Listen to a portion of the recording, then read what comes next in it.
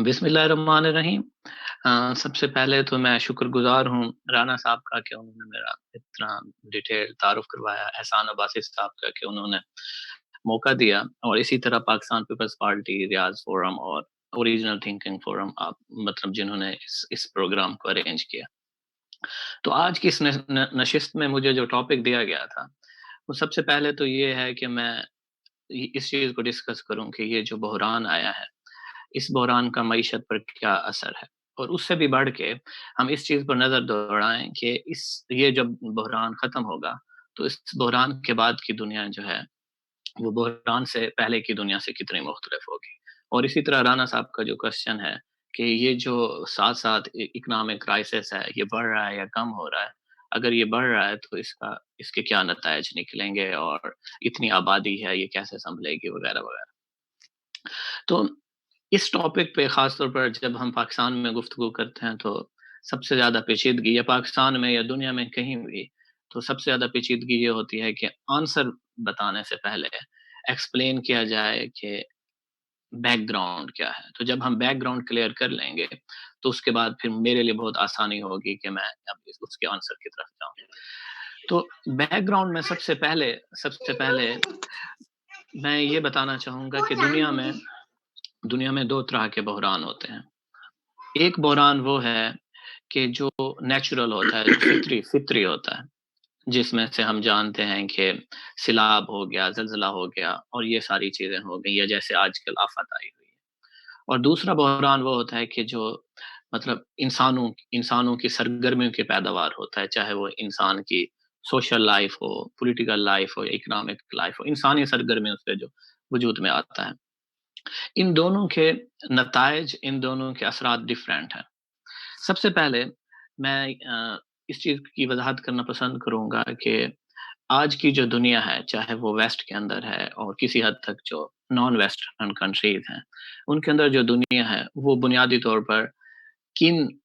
عوامل کی وجہ سے وجود میں آئی ہے۔ جب ہم ان عوامل کو سمجھ لیں گے تب ہمارے لیے یہ آسان ہوگا کہ ہم یہ سمجھیں کہ کیا ان عوامل پر کوئی اثر ہے، یا ان عوامل کی وجہ سے یہ بحران آیا ہے۔ تو لازمی بات ہے کہ جب ہم مغربی تہذیب کا مطالعہ کرتے ہیں تو ہمیں جو ہے 16ویں صدی سے شروع کرنا پڑے گا، اور 16ویں صدی سے جو نشاط ثانیہ کی، رینیسانس کی جو تحریکیں تھیں، جنہوں نے آج کے ویسٹ کو پروڈیوس کیا، پیدا کیا، تو ان کے ہاں چاہے وہ ایڈم سمتھ تھے، یا بینتھم تھے، یا لاک تھے، یا اور لوگ تھے، تو ان سب کے ہاں تین جو چیزیں تھیں وہ کامن ملتی ہیں کہ جس پر انہوں نے سب سے زیادہ بات کیا، اور ان تین چیزوں کی وجہ سے آج ویسٹرن سیاست، ویسٹرن اکانومی اور ویسٹرن سوسائٹی موجود ہے۔ ان میں سے ایک چیز جو ہے وہ ہے لبرٹی، یعنی شخصی آزادی کا تصور، اور دوسری چیز ہے ایکوالٹی، مساوات کا تصور، اور جو تیسری چیز ہے وہ ہے انصاف کا تصور۔ اب اب جب ہم پریڈکٹ کرتے ہیں کہ اس بحران کے بعد کی دنیا تبدیل ہو جائے گی، یا یہ بحران ان تینوں عوامل کی وجہ سے آیا ہے، تو تب ہمارے لیے آسانی ہو جاتی ہے سمجھنا۔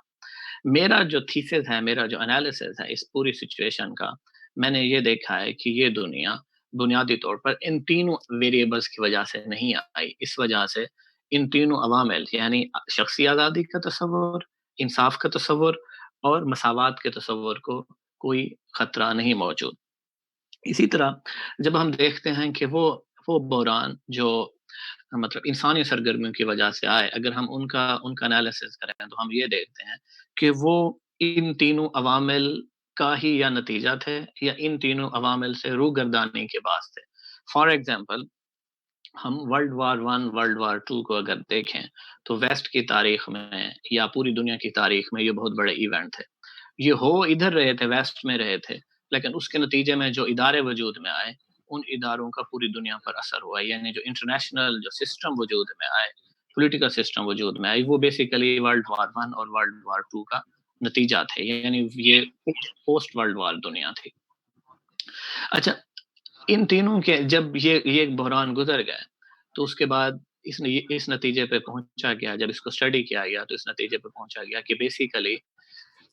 شخصی آزادی جن ممالک میں تسلیم نہیں کی گئی، جن ممالک میں ڈکٹیٹرشپ رہی ہے، جن ممالک میں انسانی آزادیوں پر جو ہے مطلب جو پابندیاں لگائی گئی ہیں، اور جن معاشروں میں مساوات کے تصور کو نہیں مانا گیا، اور جن معاشروں میں انصاف کے تصور کو نہیں مانا گیا، وہ معاشرے صرف اپنی عوام کے لیے خطرہ نہیں ہوتے، بلکہ پوری دنیا کے نظام کے لیے خطرہ ہوتے ہیں، ہٹلر کی شکل میں یا مسولینی کی شکل میں یا اسٹالن کی شکل میں۔ تو اس کا نتیجہ رزلٹ یہی نکالا گیا کہ ایسے ایسے ادارے وجود میں آنے چاہیے کہ جو انٹرنیشنل کوآپریشن کو، انٹرنیشنل کوآرڈینیشن کو فروغ دیں۔ اسی طرح جب ہم ابھی ریسنٹلی جب ہم دیکھتے ہیں کہ جو معاشی بحران آیا ہے 2008 کا، تو وہ اس اس اس کرونا کے بحران سے بھی بہت زیادہ تھا، بہت بڑا بحران تھا۔ اس کا اندازہ اس بات سے لگائیں کہ پوری دنیا کی سینٹرل بینکس نے جتنا پیسہ خرچ کیا، اور آئی ایم ایف نے جتنی فنڈنگ کی ڈفرینٹ کنٹریز کو، اس نظام کو، پوری دنیا کے نظام کو بچانے کے لیے، ابھی تک مختلف ممالک جو خرچہ کر چکے ہیں، اور آئی ایم ایف جتنا خرچہ کر چکی ہے، وہ ابھی تک اس کے 10% کے بھی قریب نہیں ہے۔ تو وہ ایک بہت بڑا بحران تھا، اور یقیناً اس نے جو پوری دنیا میں جو اسکالرز ہیں ان کے درمیان یہ ڈسکشن کریٹ کر دی تھی کہ کیا مشکلات ہیں، کیسے حل کیا جائے۔ تو اس کے بعد جو اس کے نتیجے جو نکالا گیا، وہ دو نتیجے نکالے گئے۔ ایک نتیجہ یہ نکالا گیا کہ یہ بنیادی طور پر جو ہے حکومت کے مارکیٹ کے اندر، خاص طور پر یہ ہاؤسنگ کی جو مارکیٹ ہے، ریئل اسٹیٹ کی مارکیٹ، اس میں مداخلت کی وجہ سے وجود میں آیا ہے، اور دوسرا جو بینکس ہیں، ہم نے ان کو آزاد چھوڑ دیا ہے، تو اس کی وجہ سے وجود میں آیا ہے۔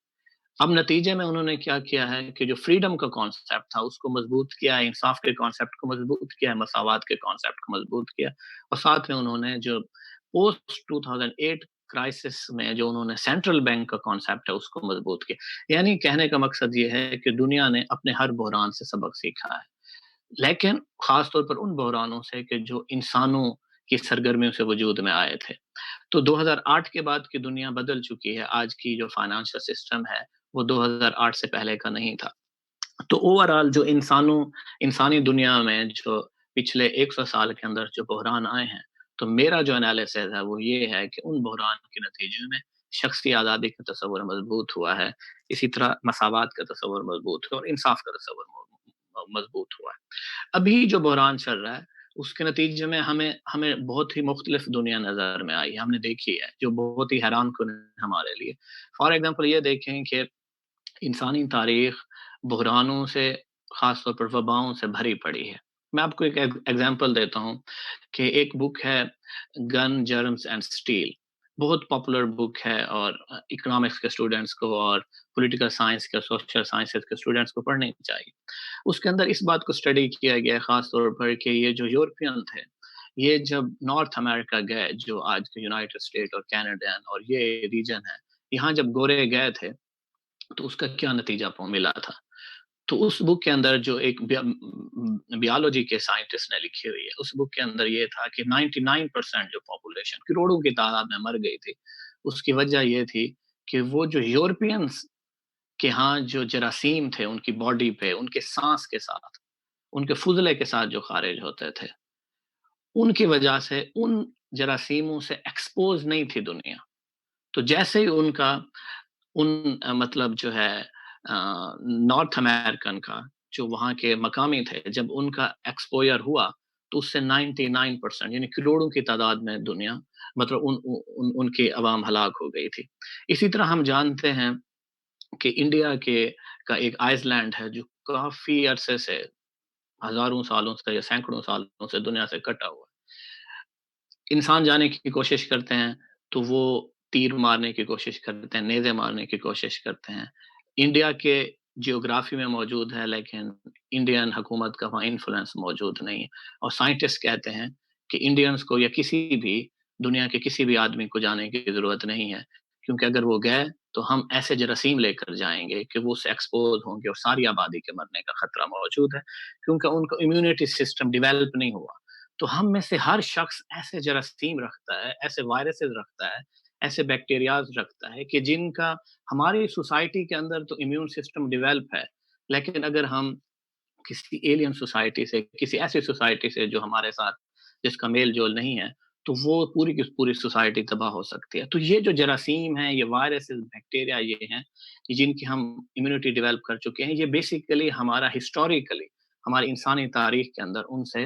آمنا-سامنا رہا ہے، ہم نے اس کی امیونٹی ڈیولپ کی ہے۔ تو یہ چیز نئی بات نہیں ہے جو آج کی اس دنیا میں ہو رہا ہے، لیکن جو نئی چیز ہم نے دیکھی ہے وہ یہ ہے کہ حکومتیں آگے بڑھی ہیں۔ اس سے پہلے جتنی وبائیں ہوتی تھیں، حکومتیں جو ہیں لوگوں کو مرنے دیتی تھیں یا جو ضروری انتظامات تھے وہ کرتی تھیں۔ پہلی بار دنیا میں ہوا ہے کہ حکومتوں نے گھروں میں بٹھایا ہے لوگوں کو، خاص طور پر میں ویسٹ کی مثال دوں گا، لوگوں کو گھروں میں بٹھایا گیا ہے اور ان کی انکم کو سیکیور کرنے کے لیے، جن کی بہت زیادہ انکم ہے، کہا گیا ہے کہ آپ کو 80% آف انکم منتھلی انکم آپ کو ملتی رہے گی، اور جن کی انکم کم ہے آپ ان کو کہا گیا ہے کہ آپ کو جتنی انکم آپ پہلے کماتے تھے اتنی آپ کو دی جائے گی، بلکہ جن کی بہت ہی کم ہے ان کو ایک تھریش ہولڈ پہ کہا گیا ہے کہ اتنی ہم آپ کو انکم، پہلی بار انکم سیکیور کی گئی ہے اور 2 ماہ ہو گئے ہیں کہ ان کو انکم ریسیو ہو رہی ہے۔ یہ انسانی تاریخ میں پہلی بار ہے، اور صرف اگر ہم اس بیس پر دیکھیں تو دنیا میں 2 طرح کی سوسائٹیز ہیں جنہوں نے یہ سہولت دی ہے اور جنہوں نے نہیں سہولت دی۔ تو جنہوں نے سہولت دی ہے وہ کیپٹلسٹ معاشرے ہیں، سرمایہ دارانہ جہاں نظام موجود ہے۔ باوجود یہ کہ ہمارے ہاں یہ تصور موجود ہے کہ سرمایہ دارانہ نظام لوگوں کا استحصال کرتا ہے۔ جن معاشروں میں سرمایہ دارانہ نظام موجود ہے اور مضبوط ہے، وہاں یہ سہولیات لوگوں کو مہیا کی جا رہی ہیں، اور یہ کس وجہ سے ممکن ہو پایا ہے؟ یہ کیپٹلزم کی وجہ سے ممکن ہو پایا ہے۔ اور ایک طرح سے کیپٹلزم نے اپنے آپ کو منوایا ہے کہ جہاں وہ مضبوط ہے اور جہاں فری مارکیٹ موجود ہے وہاں لوگوں کا تحفظ کیا جا سکتا ہے اس طرح سے۔ دوسری چیز جو ہمیں دیکھنے میں آئی ہے کہ صرف کیپٹلزم کی وجہ سے یہ نہیں ہوا، ایک اور فیکٹر بھی بہت موجود ہے جس کا انسانی تحفظ میں کردار موجود ہے ویسٹرن معاشروں میں، وہ ہے جمہوریت کا تصور۔ تو جمہوریت اور کیپٹلزم نے مل کے لوگوں کا تحفظ کیا اور سکسیسفلی کر رہے ہیں۔ میں یہاں یو کے میں بیٹھا ہوں اور میں محسوس کر رہا ہوں کہ لوگوں کو اس طرح سے کوئی بے چینی نہیں ہے کہ ان کا معاشی نظام اور ان کا سیاسی نظام ان کا تحفظ نہیں کر رہا۔ اچھا، اب اب ہم پلٹتے ہیں دوسرے بحران کی طرف کہ جو نیچرل ہے، جو فطری ہے، جو اور ہم انسان اس معاملے میں بے بس ہیں۔ جیسا کہ ہم نے پہلے کہا کہ وہ بحران جو انسانی سرگرمیوں سے وجود میں آتے ہیں، انسانوں سے سبق سیکھتے ہیں، اور سبق سیکھنے کے بعد جو غلطیاں ہوتی ہیں مجموعی طور پر ہم ان کو ختم کرنے کی کوشش کرتے ہیں۔ میں نے ورلڈ وار 1-2 کی ایگزامپل دی، اس کے بعد موجود آنے والے مطلب جو پولیٹیکل سسٹم کی ایگزامپل دی، گریٹ ڈپریشن کی سوری گریٹ فائنانشل کرائسس کی ایگزامپل دی جو 2008 میں آیا۔ اسی طرح مطلب ہم آگے بڑھتے ہیں، اور یہ ہے کہ اب جو وبائیں آئی ہیں، جو نیچرل سسٹم آئے ہیں، انسانوں نے اس کو ایز اٹ تسلیم کیا ہے، کوشش کی ہے کہ ان وباؤں سے میڈیکل کی مدد سے سیکھا جائے، لیکن اس کے نتیجے میں ایسا کوئی نہیں ہوا کہ دنیا کا وباؤں کے نتیجے میں دنیا کا سیاسی نظام بدلا ہو، سماجی نظام بدلا ہو یا معاشی نظام بدلا ہو۔ میں آپ کو ایگزامپل دوں گا کہ اسپینش فلو آیا تھا، کروڑوں لوگوں کی ہلاکتیں ہوئی تھیں، اور انڈیا کے اندر بھی ایک بڑی کروڑوں کی تعداد میں، اگر کہنا شاید مبالغہ ہو لیکن لاکھوں کی تعداد میں لوگ مرے تھے۔ اور اگر آپ اس وقت کی جو ہسٹوریکل بکس ہیں، حکیموں کے نسخے ہیں وغیرہ وغیرہ اگر آپ پڑھیں گے تو آپ کو ویسی فنی سچویشن ملے گی پڑھنے کو، جیسے آج کل پاکستان میں جو حکیم ہیں انہوں نے جو اشتہار بازی کی ہوئی ہے۔ مگر اس اسپینش فلو کا جو ہے ہیلتھ کیئر پر اثر پڑا تھا، میڈیکل ریسرچ پر اثر پڑا تھا، لیکن پولیٹیکل، سوشل اور اکنامک سسٹم پر اثر نہیں پڑا تھا۔ جس طرح ویسا ہی اثر جیسا کہ ہم دیکھتے ہیں کہ جو گریٹ ڈپریشن کا پڑا تھا اور جنگوں کا پڑا تھا، اور ابھی 2008 کا کرائسس کا پڑا ہے۔ لیکن آخر ایسے کیا ہوا ہے کہ جیسے ہی یہ بحران آیا ہے تو ہم سب نے یہ مشاہدہ کیا ہے کہ ہمیں 2 طرح کی پریڈکشن ملی ہیں۔ ایک پریڈکشن یہ تھی کہ یہ بحران جیسے باقی بحران ہے، میڈیکل کرائسس ہے، جیسے باقی کرائسس ہیں، یہ آیا ہے پھر چلا جائے گا۔ لیکن کچھ لوگ ایسے بھی تھے کہ جن کا یہ ماننا تھا کہ بھئی جو دنیا ہے وہ پوری کی پوری بدل جائے گی، اور جو کرونا سے پہلے کی ہم دنیا دیکھتے تھے وہ اس سے ٹوٹلی ڈیفرنٹ تھے۔ ان میں سے بہت سارے لوگ جو ہیں اس وقت اپنی تھیوریز، اپنے نظریات کو واپس لے رہے ہیں، اور وہ سمجھ رہے ہیں کہ جیسے باقی بحران آئے ہیں یہ بحران بھی تقریباً ویسا ہی ہے، لیکن اس بار بے چینی زیادہ موجود ہے۔ اس کی وجہ یہ ہے کہ ہم اس کو گلوبل لیول پر آبزرو کر رہے ہیں، ایک میڈیا مکمل کوریج دے رہا ہے، حکومتیں بہت زیادہ ایکٹیو ہیں، اس وجہ سے ہم اس کو زیادہ فیل کر رہے ہیں۔ ادروائز یہ جو اسپینش فلو سے کم از کم اس سے زیادہ خطرناک نہیں ہے۔ اچھا، ایک تو یہ وقتی پیش گوئیاں تھیں جو فکشنل بھی تھیں۔ کچھ لوگ مجھے کہتے رہے کہ بھئی آپ فلاں مووی دیکھیں تو آپ کو سمجھ آ جائے گا کہ یہ کس طرح کا کرائسس ہے۔ لیکن دوسری طرح سے دیکھیں تو یہ جو پیش گوئیاں کی گئی تھیں تو ان کے آئیڈیالوجیکل اسباب بھی تھے۔ فار ایگزامپل میں آپ کو مثال دوں کہ نا پاکستان کے اندر یا انٹرنیشنل کمیونٹی کا مطلب میرے پاس سروے مکمل نہیں ہے، تو میں نہیں کہہ سکوں گا کہ پوری دنیا میں کیا سوچا جا رہا ہے، لیکن پاکستان کے اندر دیکھیں تو پاکستان کے اندر وہ لوگ کہ جو مطلب ملحد ہیں، مطلب جو الحاد کا تصور پیش کرتے ہیں، ان کو حق حاصل ہے کہ وہ جو بھی تصور پیش کریں۔ تو ان کا یہ ماننا تھا کہ اس بحران کے بعد خدا پر تصور کمزور ہو جائے گا۔ اسی طرح جو لوگ مذہبی تھے بہت زیادہ، ان کا تصور تھا کہ اس بحران کے بعد خدا پر تصور مضبوط ہو جائے گا۔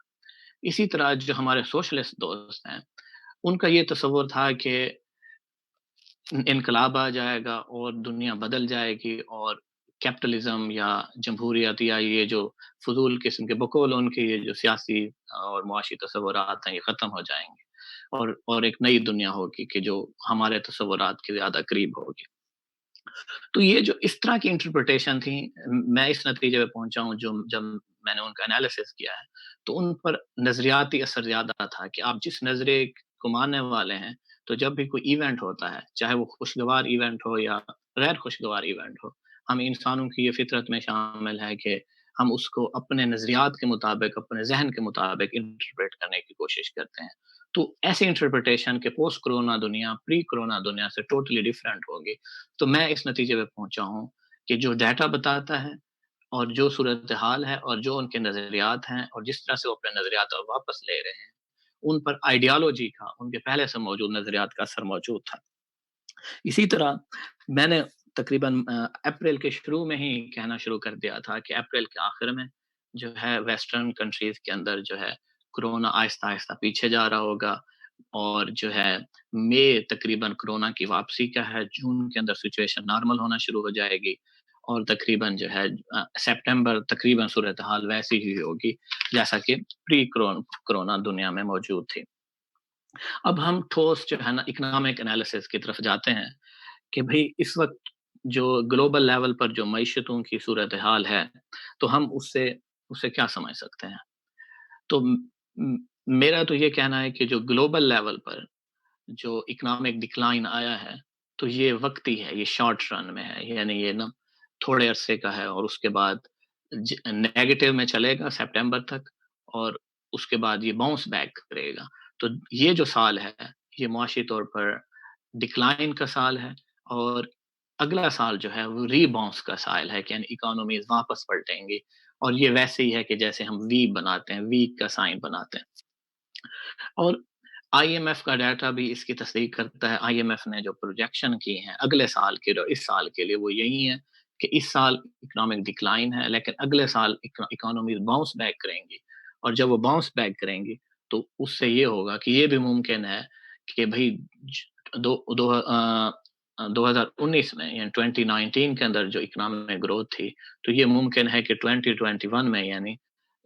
2021 میں جا کر جو ہے اکنامک گروتھ 2019 کے تقریباً ڈبل کے برابر ہوگی۔ آئی ایم ایف کی یہ پروجیکشن بھی موجود ہے۔ لیکن ایک اور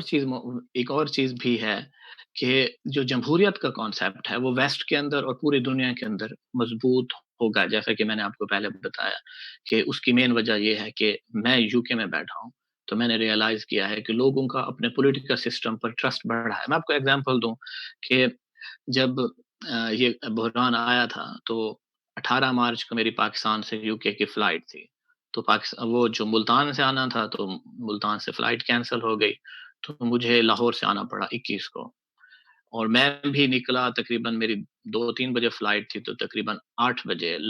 اور مطلب 2-3 بجے فلائٹ تھی تو 3:30 بجے میرے خیال میں عمران خان نے اعلان کر دیا تھا کہ ہم جو ہے ٹریول بین کر رہے ہیں تو کوئی فلائٹ جو ہے پاکستان نہیں آ سکے گی۔ تو یہ دیکھیں کہ شاید میرے بعد لاہور سے ایمریٹس کی میرے خیال میں کوئی فلائٹ نہیں نکلی۔ تو جب میں یہاں آیا تو یہاں ایک ذہنی طور پر پینک کی سچویشن تھی، تو میں نے دوستوں سے پوچھا کہ کیا سچویشن ہے؟ تو انہوں نے کہا کہ بھائی چیزیں مل رہی ہیں لیکن پینک موجود ہے، لیکن ہر چیز مل رہی ہے سوائے ٹیشو پیپرز کے۔ تو میں نے جب لوگوں سے یہ بات کرنے کی کوشش کی تو میں اس نتیجے پہ پہنچا جو مجھے بتایا گیا کہ بھائی لوگ 2 حصوں میں تقسیم تھے، کچھ لوگ کہتے تھے کہ بھائی چیزیں ختم ہو جائیں گی اور کچھ لوگ کہتے تھے کہ نہیں ہمیں اپنے پولیٹیکل سسٹم پر ٹرسٹ ہے۔ لیکن پھر کیا ہوا کہ تقریباً 1 ہفتہ گزرا، 2 ہفتے گزرے، وہ ٹیشو پیپرز بھی جو کم تھے، وہ دستیاب ہونا شروع ہو گیا ہے۔ یعنی ہر چیز جو ہے اب دستیاب ہے مارکیٹ میں، اور لوگوں سے جب پوچھا جائے کہ بھئی ایسے اگر دوسری لہر آ جاتی ہے اور تیسری لہر آ جاتی ہے تو کیا ہوگا؟ تو اب میرا جو سروے ہے اس کے مطابق لوگ کہتے ہیں کہ چیزیں ملیں گی۔ بورس جانسن نے کہہ دیا نا چیزیں ملیں گی تو اس کا مطلب ہے چیزیں ملیں گی۔ سپلائی چین میں یعنی جو لوگوں کا اپنی حکومت کی جو مینجمنٹ ہے کہ جس طرح سے انہوں نے خوراک کی دستیابی جو ہے ممکن بنائی، جس طرح سے ہمارے انکم کو سیکیور کیا، جس طرح سے آپ یہ دیکھیں کہ میں رات کو 12 ساڑھے 12 بجے باہر نکلتا ہوں، تو جب میں واک کے لیے جاتا ہوں تو میں دیکھتا ہوں کہ بسیں اپنی ٹائم پر آ رہی ہیں، جا رہی ہیں لیکن بالکل ہی خالی ہیں۔ تو 3 روٹ مجھے لگتے ہیں اور 2 روٹس پر بالکل کوئی لوگ نہیں ہوتے، لیکن تیسری روٹ پر 1 یا 2 لوگ بیٹھے ہوتے ہیں، یا اب 4-5 لوگ بیٹھنا شروع ہو گئے ہیں کیونکہ پیر سے انہوں نے لاک ڈاؤن نرم کر دیا ہے، تو لوگ باہر نکل رہے ہیں کہ جن کو کوئی مطلب کی ورکر ہیں یا کوئی اور کام کاج ہے۔ پہلے رات کو 1 بجے، 2 بجے، 9 بجے، 10 بجے ہمیں باہر لوگ نہیں ملتے تھے، اور اگر آپ میرے سوشل میڈیا پر ہیں، فیس بک پر ہیں، تو ایک طرح سے میں نے اس کا نوحہ بھی لکھا تھا کہ ایک شہر جس نے مجھے اتنی عزت دی، تو میں اس کو ایسا اجڑا ہوا اور ویران نہیں دیکھ سکتا۔ کہنے کا مقصد یہ ہے کہ اس وقت جو میں نے یہاں کے لوگوں سے سمجھنے اور سیکھنے کی کوشش کی ہے، اس کا نتیجہ یہ ہے کہ لوگوں کا اپنے سسٹم پر، اپنی جمہوریتوں پر جو ہے ٹرسٹ بڑھا ہے۔ اسی طرح جو گلوبلائزیشن کا جو تصور ہے، اس سے پہلے جو مخالفت موجود تھی، میرے خیال میں وہ مخالفت بھی کم ہوگی۔ اس کی وجہ یہ ہے کہ آپ یہ دیکھیں کہ یوکے کچھ بھی پیدا نہیں کرتا اپنی خوراک کا، ساری کی ساری خوراک باہر سے آتی ہے۔ 2 ماہ ہو گئے لیکن خوراک کی قیمتیں نہیں بڑھیں اور خوراک کی دستیابی موجود ہے۔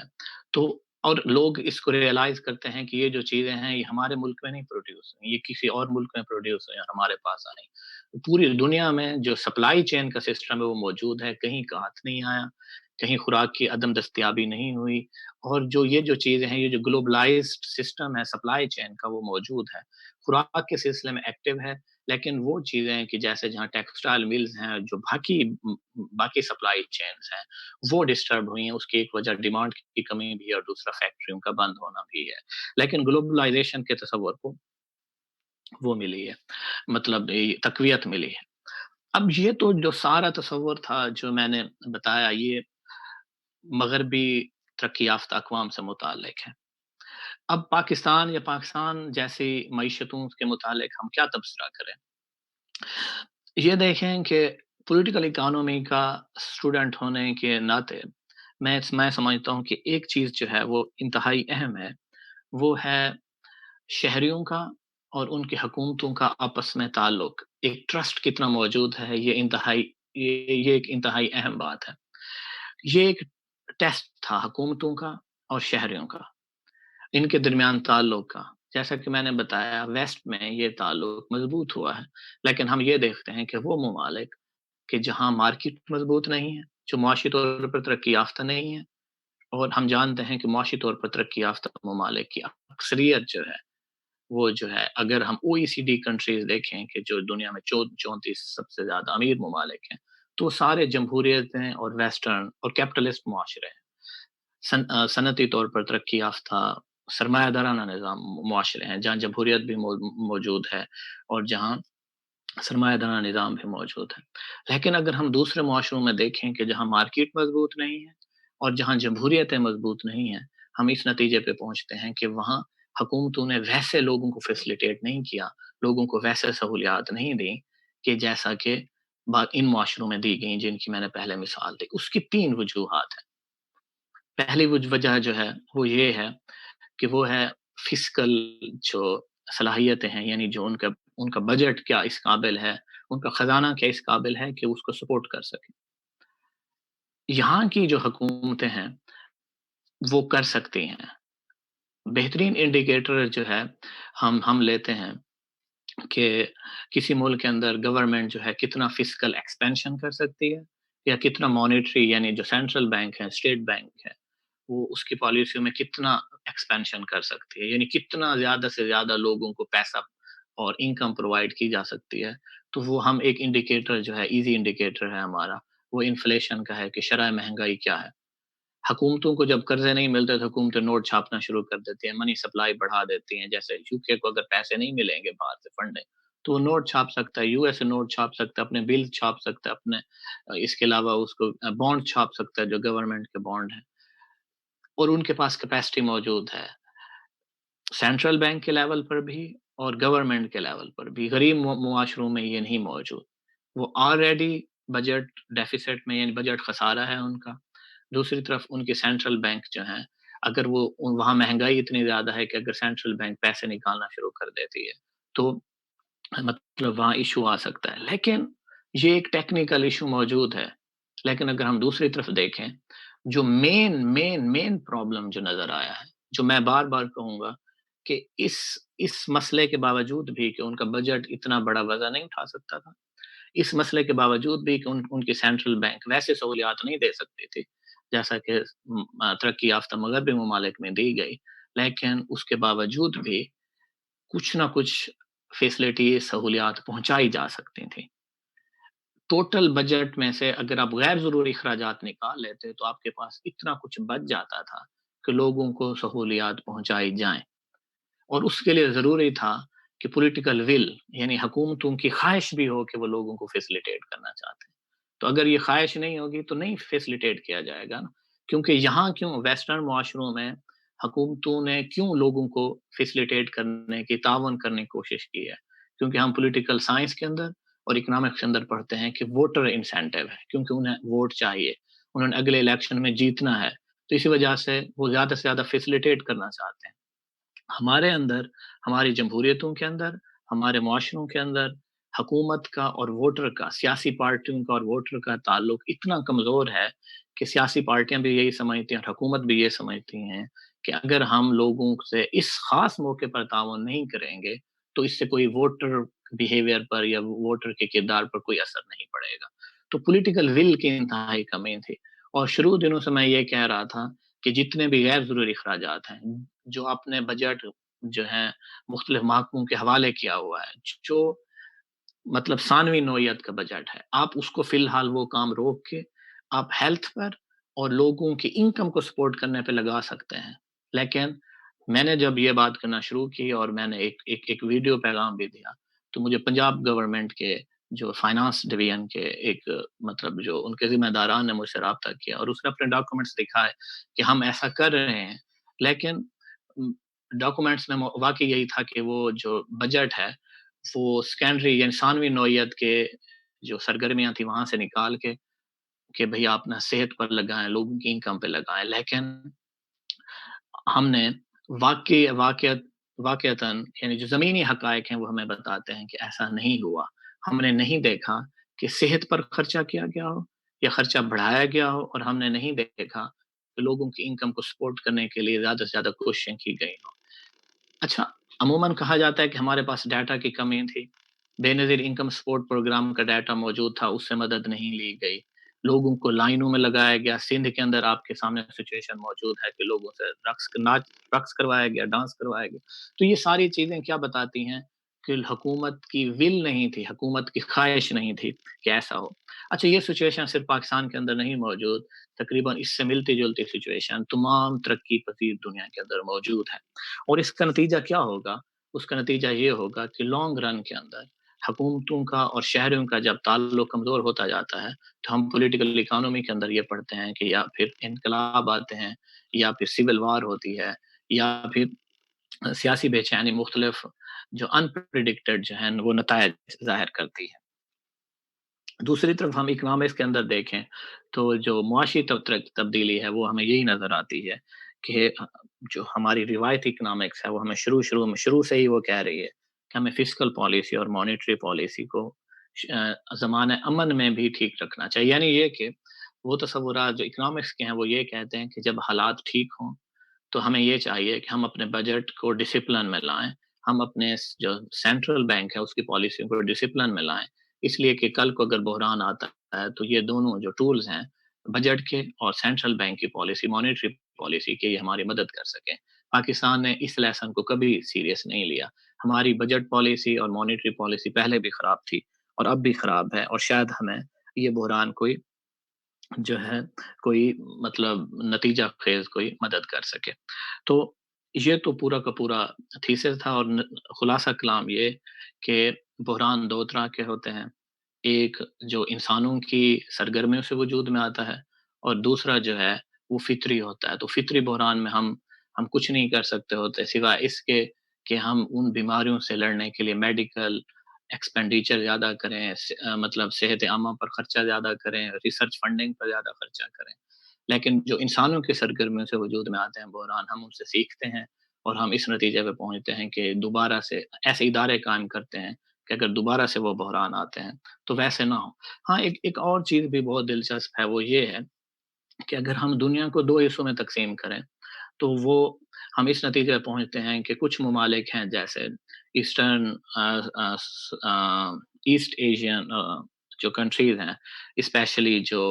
چائنا ہو گیا، ہانگ کانگ ہو گیا، ملیشیا ہو گیا، تائیوان ہو گیا، ویتنام ہو گیا، تو یہاں اس سے پہلے بحران آ چکا ہے سارس کی شکل میں۔ تو ان جو ممالک ہیں انہوں نے آلریڈی اپنا ایک سسٹم کریٹ کیا ہوا تھا، تو جیسے ہی یہ بحران آیا کرونا کا تو انہوں نے اپنے سسٹم کو ایکٹیویٹ کیا ہے، اور اس وجہ سے وہ کم افیکٹڈ ہوئے ہیں، باوجود یہ کہ وہ بارڈر پر موجود ہیں۔ آپ یہ دیکھیں چائنا سے ہانگ کانگ کی بہت زیادہ نقل مکانی موجود ہے، لیکن ہانگ کانگ میں یہ کرائسس نہیں پھیل سکا۔ اسی طرح ویتنام کے اندر اور تائیوان کے اندر بہت زیادہ چائنیز آتے جاتے ہیں، لیکن اس کے باوجود کیونکہ وہ سسٹم ایکٹیویٹ ہو، ان کا آلریڈی سسٹم موجود تھا، جیسے یہ بحران آیا وہ سسٹم ایکٹیویٹ ہو گیا۔ تو اب جو ہے انسانی معاشرے اس سے یہ سیکھیں گے کہ جو اگر اس طرح کا وبائیں پھیلتی ہیں دوبارہ تو کیسے انسٹیٹیوشنز قائم کیے جائیں کہ وہ سسٹم ایکٹیویٹ ہو جائے۔ اس طرح کے ہم پالیسی لیسن سیکھیں گے، اور اگر اللہ نہ کرے بعد میں 30 سال بعد، 40 سال بعد، جو کہ میڈیکل سائنس کے بقول ایکسپیکٹڈ ہے، کیونکہ ہر جو وائرس ہے اور ہر جو بیکٹیریا اور یہ چیزیں جو ہیں وہ بھی جیسے ہم انسان ترقی کرتے ہیں تو ویسے ہی وہ یہ جو چیزیں ہیں یہ بھی اپنے اندر ریزسٹنس پاور بڑھاتی ہیں، اور اس کی وجہ سے ان کی ایسی ایسی اقسام جو جیسے کرونا ہے، یہ دنیا کے لیے نیا وہ وائرس نہیں ہے، لیکن یہ ہے کہ اس بار جو اس کی ٹائپ دنیا میں آئی ہے تو وہ ریزسٹ کرتی ہے ان اینٹی وائرل ڈرگ سے جو ہم پہلے یوز کرتے تھے، اور اس بار جو اس سے پہلے جو کرونا ہوتے تھے تو ان کی سکن پر جو ہے بقول سائنٹسٹ کے ایسے مطلب وہ نہیں ہوتے تھے کانٹے وغیرہ کے جو جسم میں جا کر وہاں سٹک ہو جائیں اور پھر باڈی کے اندر انٹر ہو جائیں، پہلے وہ گول ہوتے، تو اس طرح کی جو چینجز ہیں، جو میوٹیشن ہیں، جو ہم میڈیکل سائنس کے لوگ ہمیں بتاتے ہیں، وہ چیزیں چلتی رہیں گی، وبائیں 40 سال بعد 50 سال بعد نئی نئی فارم کے اندر آئیں گی۔